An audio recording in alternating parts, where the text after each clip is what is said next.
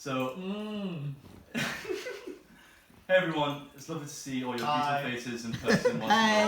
Hey Will! Finally, I'm not behind the camera. Whilst we can all agree that online D&D was great in many ways, it gave Tia an opportunity to flex her creative muscles. It was also bloody hard work for her. Language. The hours she must have spent will have been exhausting, and we can all agree that in person is where D&D belongs. Yeah. We have seen characters come and go, villains slain, and wacky antics played out to their extremes, and had a blast along the way. The lockdown wasn't easy. I know that everyone had plans that we were looking forward to, and they felt cheated when the coronavirus placed a stronger hold on the world. Amen. Some lost their hair. Some lost their hair. Say it's bad. So stressful, my hair. No, not prideful though. Holidays, DTSs, courses in America, university, and in some ways, just general life was all put on a standstill while the earth held its breath. But thankfully, we were all here today, minus Daniel, unfortunately. Rest in peace. Rest in peace. Moment of silence. Sisters came back. He's busy calling Gabby. Okay, Amen. fine. Hallelujah. It's like 2 seconds, but okay. As I imagine, everyone during isolation has had a few moments of reflection. Some downtime during the day where you think about your life and people in it and what it means to you. What I've been reflecting on during those times are actually you guys. Aww. After sessions of D&D, I would sometimes just sit back in my chair and think about how grateful I am to have you people in my life. So I wanted to say a few words, which I don't think are going to be a few, to everyone in the D&D group and let you all know how much I love you. So, let's start with the elephant in the room, or the big chungus in the room.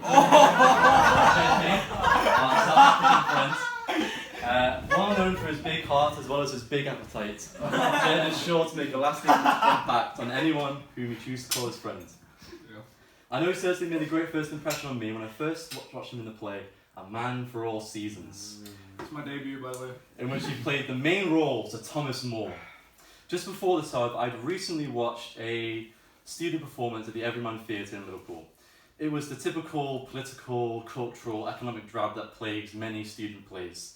I remember walking out of that and thinking it was just okay. So when I was making my way to Jed's small school round play, my hopes were not honestly massively high. However, I was happily surprised when watching Jed's performance in the humble hall of CFS and genuinely being blown away by his innate abilities to draw the audience in and never let them go. I swear when he moved from left of stage to right of stage, the audience turned their heads in unison. I enjoyed the performance so much that I felt compelled to message Jed out of the blue, congratulating him on his work, and he blew that semi-professional Olympic show out of the water. I just want to say, Jed, I know this may not mean a lot because I'm not an avid theatre goer, but you are definitely one of the best actors I have seen. I know when I'm older, I'm sitting in front of the TV with my kids and a new film trailer comes on screen, I can turn to my kids and say, that guy right there is my friend.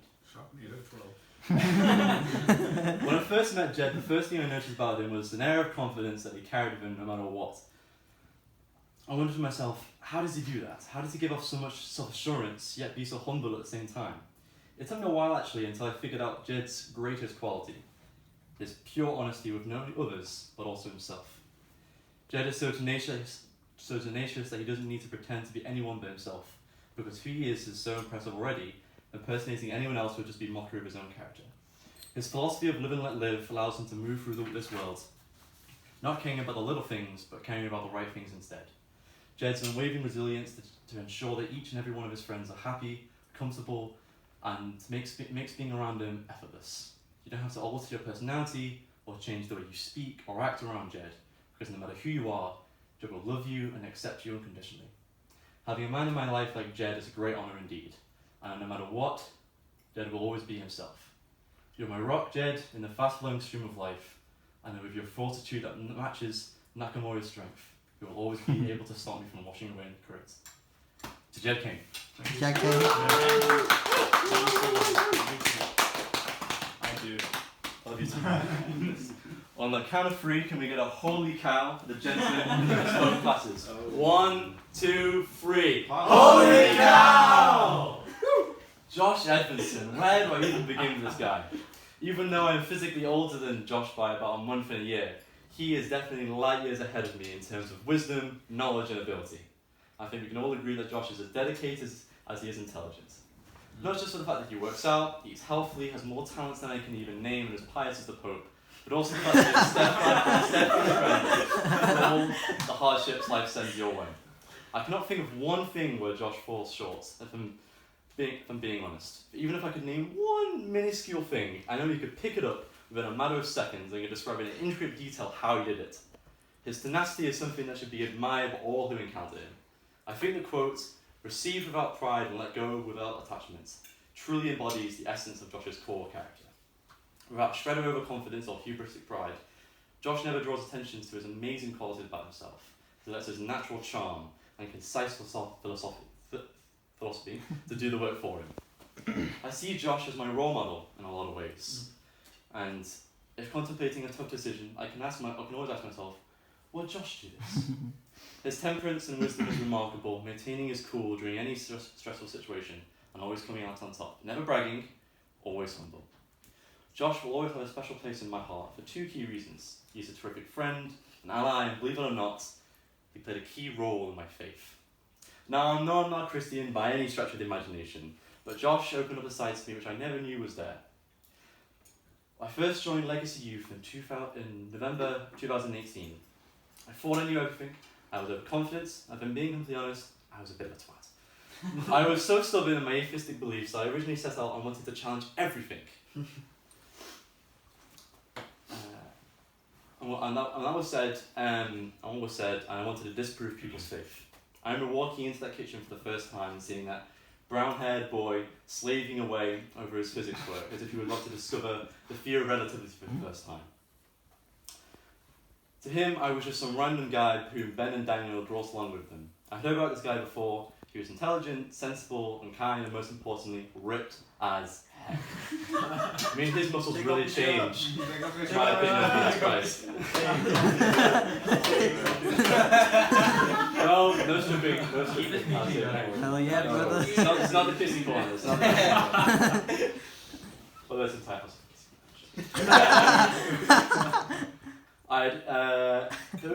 His immediate reaction when seeing me was greeting me with a warm smile and following that with a warm coffee.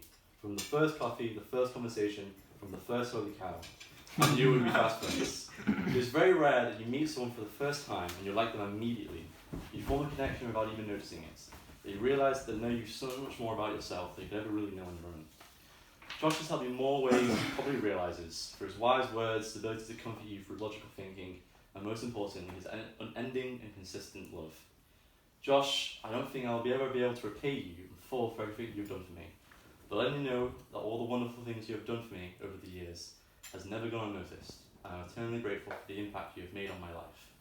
May Jesus guide your path wherever you are. To Josh Edmondson.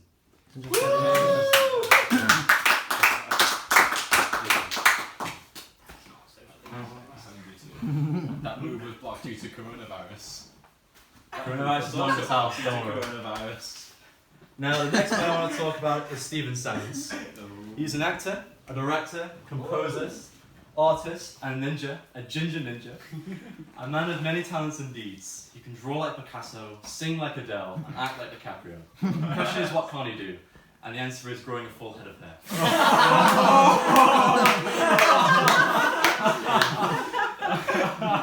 Stephen is possibly one of the most positive people you'll ever meet. Never seen without a smile on his face, Stephen lights up any room he walks into. A rare breed, in fact, that is quite impossible to not like Stephen. He is a man of cool charisma, insightful wisdom, and well-timed jokes that makes being around him an absolute pleasure. And it doesn't matter if you've just met him or you're married to him, it feels like you've known him your entire life. Conversations with Stephen are effortless and can go on for hours without even noticing it.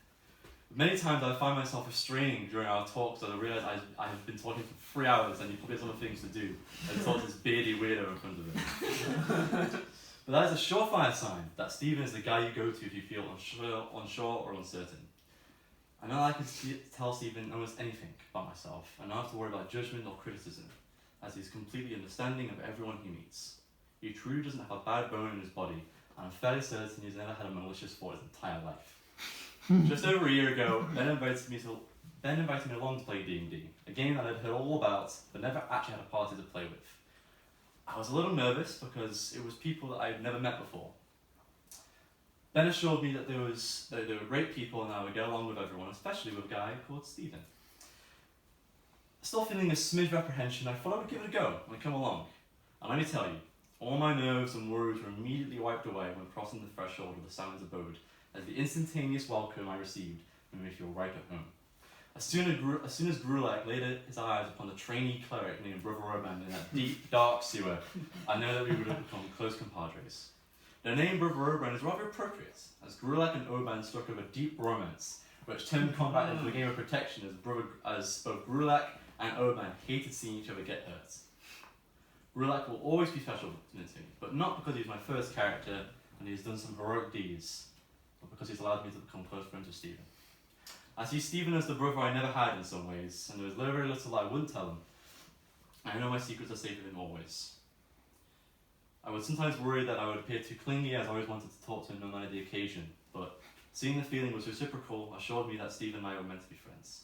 From the car journeys home, to the Zoom calls and the possibly gay relationship between Mal and Tiny Tim, Stephen has provided everlasting memories over the years that I've known him. I wish to get to know you better, and may your dedication to your faith be the motivation for the others around you, as it has been for me. To Stephen. To Stephen. rough for me in this relationship. So Tia, I know you were saying before you aren't massively comfortable with this. I mean, I've written a speech for you. I can shorten it down. I can do the whole thing as well. Do you mind? I'm getting an option. No, I know. Yeah. Maybe I'll read it later. You're gonna read it. Okay. Well, just to sum up. No, go ahead. Just go ahead. You should. Go ahead. Yeah, Can we all stare at Tia as well? No. If I cry. You could Just look go at me. ahead. You can hide under the It's fine. Hide in the blanket. Hide. Now you cannot talk about Stephen without mentioning the woman in his life. She is intelligent, she is smart, she is kind, and And in it's not Cyprian Will, pride. it's me. As much as it may be hard to believe, Cyprian pride is coming through and through. But since Sarah isn't here, we'll talk about Tia instead. It's a good thing she can't get up. It's hard to describe the sheer amount of energy that Tia radiates around her. It doesn't matter if you're sad, scared, or stressed, Tia will find some way of making you smile. It doesn't hurt that Tia can make darn good food, too.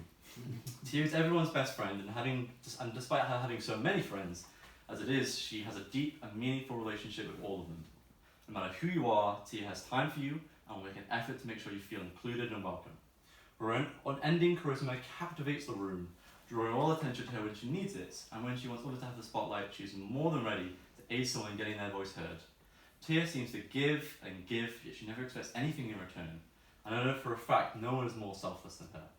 Not only is Tia selfless and giving, but she also has the endurance and stamina to write captivating stories, create evil villains, and most importantly, put up with our crap. Want to rob a bank? Yeah, sure, why not? Kill an ancient green dragon that persuaded the orc to kill the gnome? Yeah, that'll be an epic boss fight. And most importantly, somehow stop the entire group from murdering Isolith every step of the way. I don't think we can thank you enough for all that you've done for us over the time that we've known you. D&D has changed not only my life, but I'm sure everyone's lives around this table. You have fed us, sheltered us, and entertained us for more hours than I can even begin to count. Your unwavering devotion to our characters, providing with plot lines, items, amazing roleplay opportunities, has given us the opportunity to explore our imaginations and understand ourselves better than we could ever do on our own. And I don't think without your commitment to our lives, we would be the same people that we are today. I remember having deep conversations on Discord calls that were going into the early hours of the morning, talking about Gondo, Grulak, and Frayne, and how their stories would pan out in the future. What monsters they would fight, enemies they would conquer, and what we could get away with without the DM throwing a Tarrasque in our path. That level of connection to our fictional heroes is a testament to your skill as a story writer and a dungeon master. You've inspired DMs like myself, Ben, Reese, Josh, and maybe even the lovely Stephen to be better, work harder, and never let the party split up, both in-game and in real life. Truly the glue that holds the Shadow Maggots together. Without you, Tia, all of these moments would be lost like tears in rain.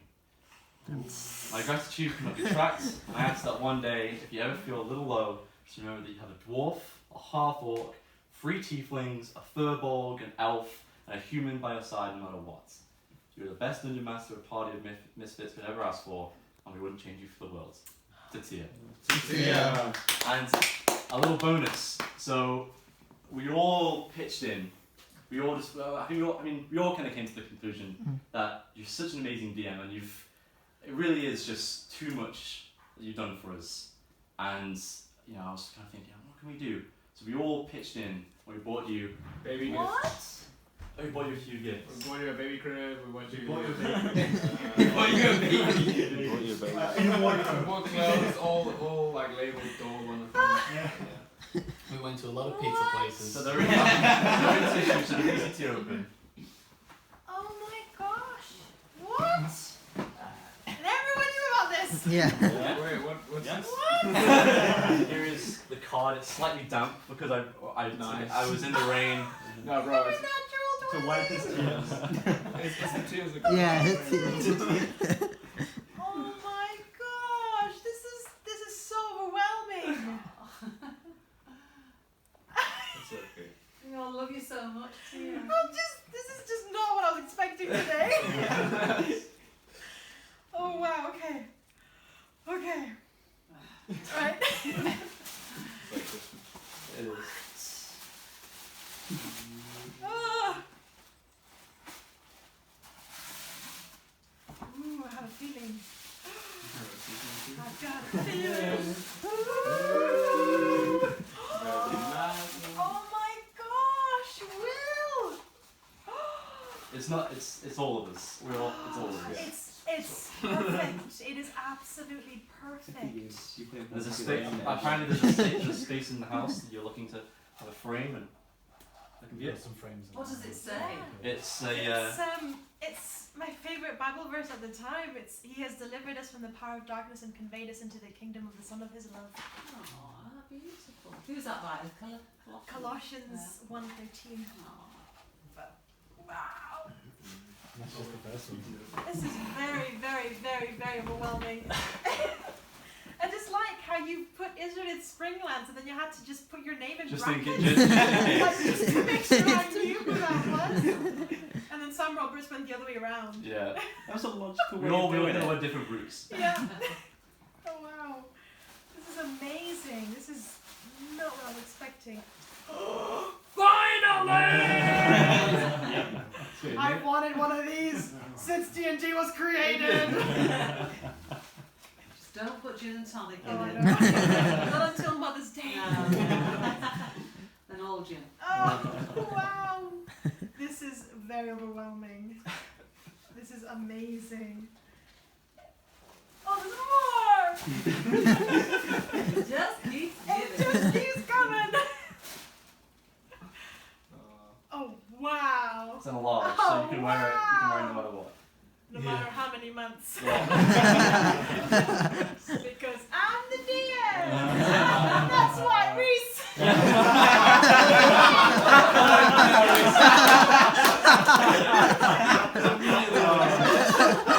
I'm kidding.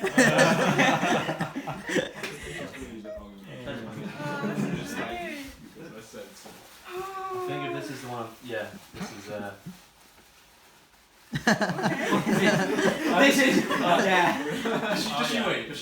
Oh yeah. Oh yeah. Oh yeah. Oh yeah. on that. Is that the one with door? If you don't. I think it's inside too. Yeah. It's inside. Yeah. Oh. Continue. Yeah. It's just bubble wrap, just in case. Not bubble wrap. Oh, you got Sarah Jane. That's Sarah Jade. Yeah. This is amazing.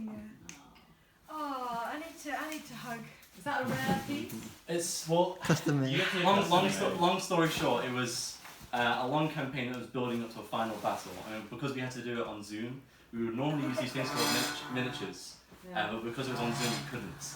And Tia has actually gone through quite a lot of time designing it, but never got the chance to use it. Aw. So Stephen very Got it kindly custom. gave the link, and we He's a- Thank you so much. Make a pitchfork. So yeah, no, thank you very much for doing all the DMing Yeah, all this long yes. while. So overwhelming. Cause like I had as much fun. Oh wow. Oh, thank you. It's okay. You need to stick around. Don't have a choice. I'm being forced. You haven't seen the best. I've got Daniel's speech here. I will send this to him. Daniel, if you're Why are you filming it? Say just.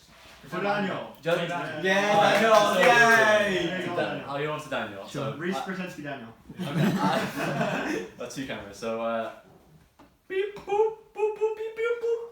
That translates to now. Let's move on to robot Daniel. Daniel can be summed up in 2 words: truly unique. I challenge anyone to find a guy similar to Daniel. A man who built his own house in his back garden, plays grade 7 piano and beyond, is a master photographer, travelled all the way to South Africa to come closer to God, and can make trumpet noises with his mouth. First impressions of Daniel can actually be rather deceiving. I know certainly when I met him for the first time, I thought he was so serious and somber. His eloquent usage of the nebulous conglomerate that is the English lexicon left me stupefied, bereft, and flabbergasted. I had to watch what I said around him because no matter what, I felt rather dumb in comparison. I won't lie, I was rather jealous of Daniel. But the more I got to know him, and I realised that he wasn't trying to impress anyone or make you look stupid, but in fact, he was a genuine, loving, and slightly wacky guy. He just turned out to be one of the most knowledgeable people I know. If you take a quick scroll for the Isolation Challenge's Instagram pages, unfortunately now down, but it has over 250 followers, extremely successful, you'll realise how much of a goofball Daniel really is under the intellectual exterior. Daniel isn't two-dimensional by any means. His dazzling complexity allows the friends in his life to have a variety of different relationships with him. To some, he is their wise sage, to others, he is their capable handyman, and to me, he is Zisquick. And what the hell is that, to some of you may ask? Well, Zisquick is the mysterious hacker who terrorized the young Will of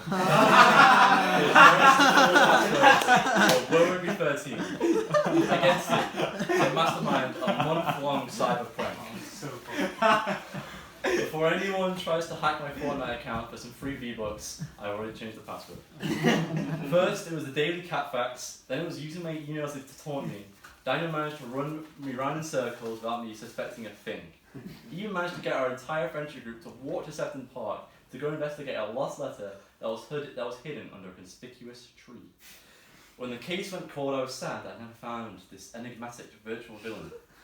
Thankfully, over some cold sausage rolls in the Liverpool College dining hall, Daniel spilled the proverbial beans and also informed me that Ben was in it the whole time. Daniel is possibly one of my favourite memories of my days at Liverpool College. A whole prank based around my gullibility could be compared to Black Gareth, but I think obviously wins. I couldn't ask for a more fitting way to make me realise that I need to ensure that my online password my password security is of paramount concern. I will tell this tale to my kids. No VPN. This is not a sponsor. It's your Rachel Legends. I'll tell this tale to my kids. They don't use passwords like 1234 or just simply password. Daniel, you will always be a close friend of mine whom I will never ever forget. You've been a constant source of entertainment for me, and your crazy antics will stick with me always. I hope you continue to expand your horizons, as I know you have a bright future ahead of you, which according to our school yearbook is becoming Prime Minister. I will vote for you. I know that whatever you will do, you will succeed with flying colours and leaving a blazing trail for others as guidance. I think the world of you, mate, and someday the world will think the same way. Oh. To Daniel.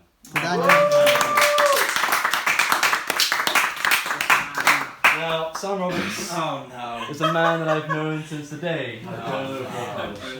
Being in a large school surrounded by rugby lads, Nice. Lovely. oh, don't worry. You're not the chef.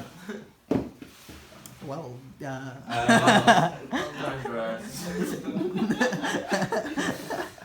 Being Being in a large school surrounded by rugby lads, makeup-clad girls, and a particularly scary Spanish teacher, me and Sam were drawn together by a love of gaming and all things nerdy. Growing up, initially on Xbox, when we would play Call of Duty and get absolutely stomped by Katie, eventually using Skype, and playing Minecraft into the late hours of the night, then finally moving up to Discord and tearing our hair out trying to climb the ranks of League of Legends. We're feeding Zeds, boosted bonobos, down bot lane, and 80 Sorakas up top lane. Which we don't. Me and Sam have stuck together and seen it all. Sam has a certain persistence that is unparalleled by most, whether it's something small like being in the highest elo, or something meaningful like ensuring his friends are okay after a heated debate. Sam will be determined to do the right thing always.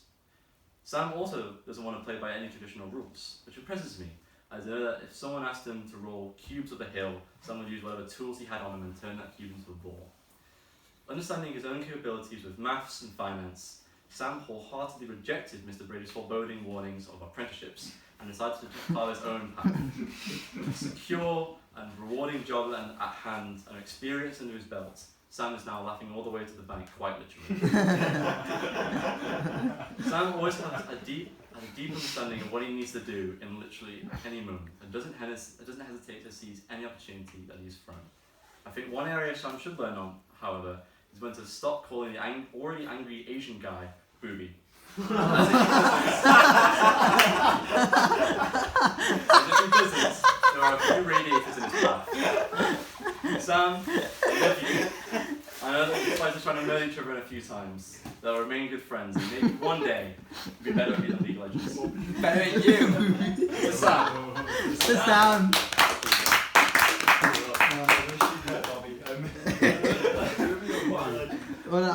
Oh, destiny.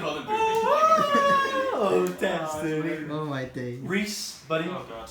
The man, Buddy. the man who, no matter how unlucky his roles are or dire circumstances, will somehow make overpowered characters that can one-shot your ass. And with a bonus action, makes the step into a cave full of vorpal swords, belt of giant strength, and 10 million platinum people. Reese is essentially a walking, talking D&D encyclopedia of knowledge. What dice do you use for that spell? 3d6s at first level, and then 3d10s at 4th level. The room is pitch black. I have night vision. It's magical darkness. I cast the spell magic. Oh, we're fighting an Asarak. That has an AC of 21, HP of 285, 30 d8, cost 150, and has paralyzing touch. Luckily, I have the perfect spell for that.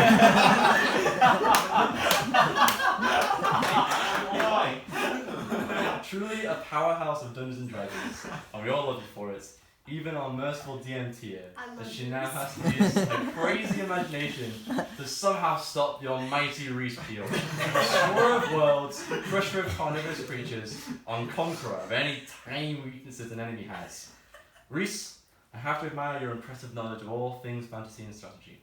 My first encounter with the esteemed gentleman on my right was at Josh's 17th birthday party, at which we played a game of Risk.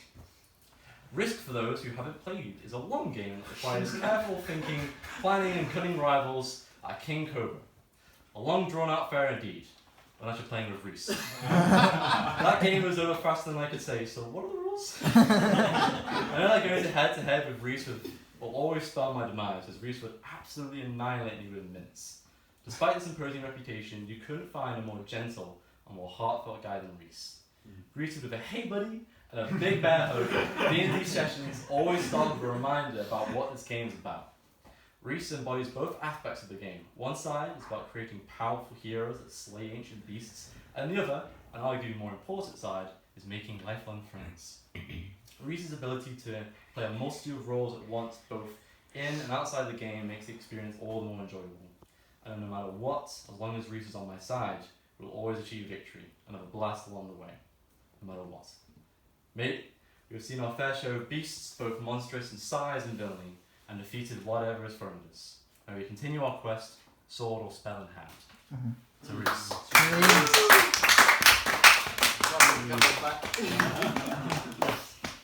Andres Pardo. Oh my, where shall I start?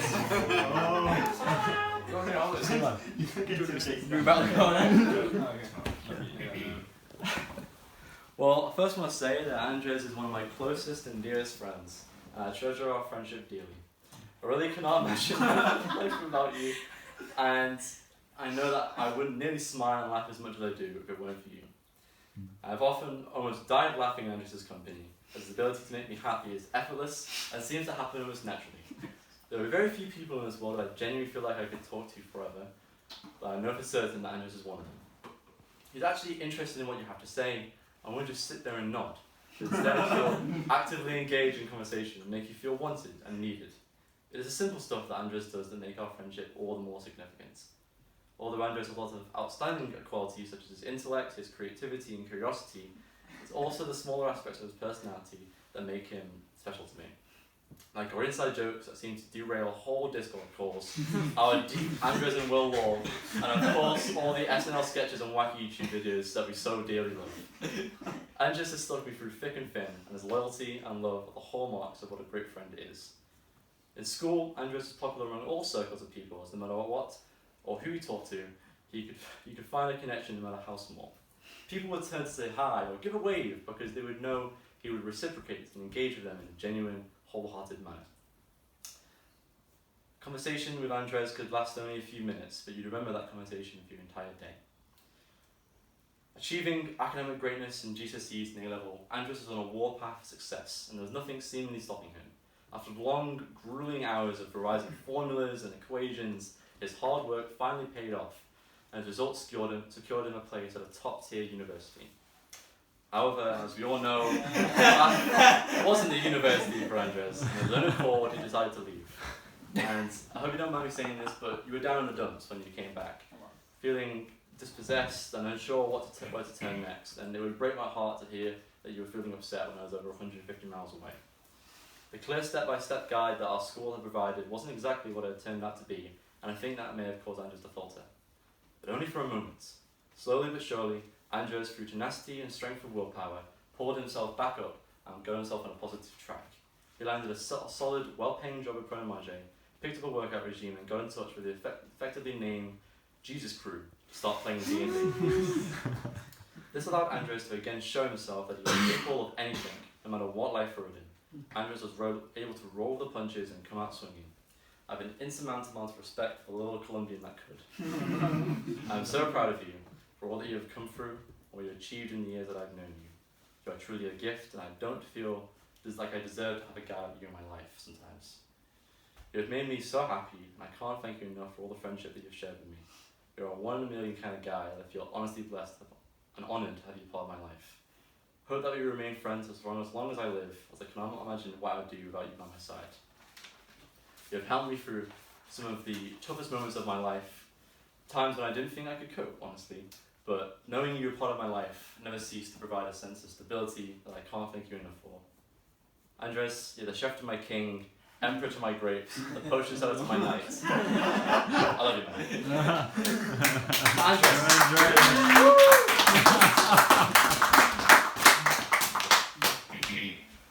Last but by no means least is the legendary Big Jesus Ben. I know that we can all safely say that Ben is the zaniest, wackiest and craziest person that we all know, and we all love him for it. His antics, in-game with the unpredictable Dorb and the kooky wizard Gondo, he never failed to find himself in bizarre scenarios like killing random captains, then sinking their ship, or shouting over Aegor to fight him one-on-one. Or his ability to use malicious lies in real life in order to trick me to thinking the whitest person on earth, Garrett Fletcher, was in fact black. I also came very close to getting the first train down from Newcastle to Liverpool to murder Ben in his sleep after he mercilessly killed me over and over and over again in GTA 5 and C4.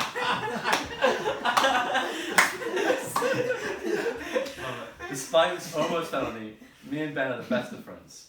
I know this is a phrase that is passed a lot around nowadays, but I genuinely believe that Ben has changed my life completely. Before I met Ben, I was a completely different person. I was staunchly against Christianity, and I encountered anyone who believed in it, I thought they were stupid and gullible. Me and Ben would seem to have endless debates of a faith that would go nowhere, as I was too stubborn to change my stance or admit that I was wrong. But Ben never gave up on me. As much as he probably wanted me to tell me to shut up and and go away, as I can confirm, Ben never gave in and decided to maintain his strong ethics and continued to teach me that my ways of thinking were flawed. I should rethink a lot of things I thought to be true. Slowly but surely, I did eventually begin to change. Became more tolerant, more understanding, and overall less of an idiot when it came to discussing religion. Ben truly opened my eyes to a whole other world that was full of love, compassion, and friendship that without him I would never have found. I owe so much of my happiness to Ben. And I won't lie, before I met Ben I wasn't a particularly happy guy. I wasn't depressed by any means, but the friendships I had weren't as deep and meaningful as I would want them to be, part of my own accord really. Not to mention, coming off the back of a deeply distressing breakup fiasco, it is safe to say I was feeling insecure at the time. I felt lost and empty and slightly scared of the prospects I had in front of me. I had a proper supporting network of friends around me. I wasn't sure how well I could handle it. That feeling like something is missing, something isn't quite right. If left unchecked, it can eat you up inside, and thankfully Ben came into my life when he did. Ben had allowed me to feel whole once more, and to know that I wasn't alone, and there was someone who genuinely cared about me, and would look after me even, made me more content than I felt all my life. Small things like Jesus football at weekends, Jackbox in the sex dungeons, and Spyfall in the common rooms made day-to-day life all the more enjoyable having Ben alongside me, encouraging me every step of the way. To the bigger things, like inviting me into his faith and sharing the love of Jesus Christ with me. Seeing how it affected his life, shaping him into the thoughtful and attentive man that you see before you today, inspired me to start my own journey of faith and start reading the Bible, which I still do today. Unfortunately, I haven't become a Christian yet. Without Ben's guidance, I don't think I would even be on the right path at all. There's one particular memory that stands out to me that solidifies my friendship with Ben. We had just been walking back from D&D. It was a dark and cold night of April 2019.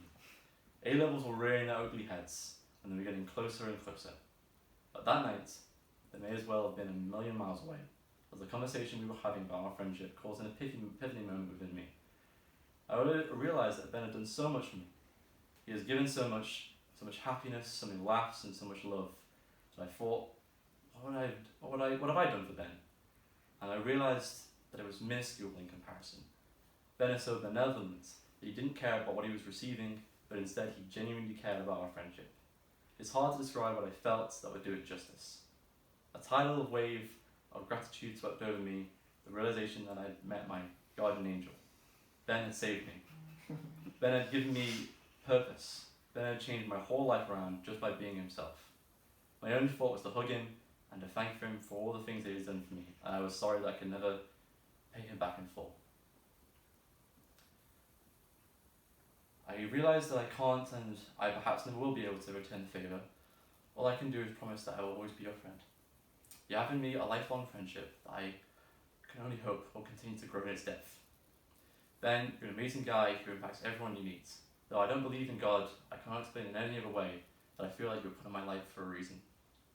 That I was meant to meet you and that we were meant to be friends. I know for certain that my life wouldn't be as rich and joyful and meaningful if it weren't for you, Ben. I cannot begin to explain my gratitude, but all I can say is thank you. Over to you, Rob.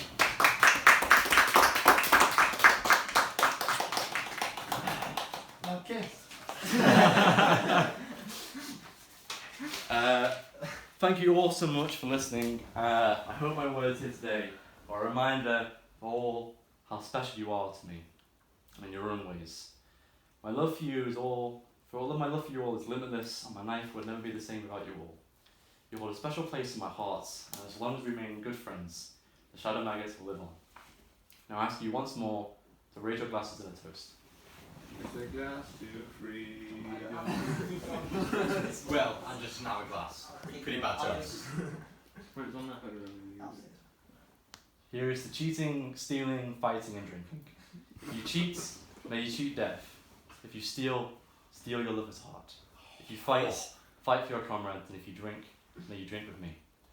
To the shadow maggots. To the shadow maggots. Cheers.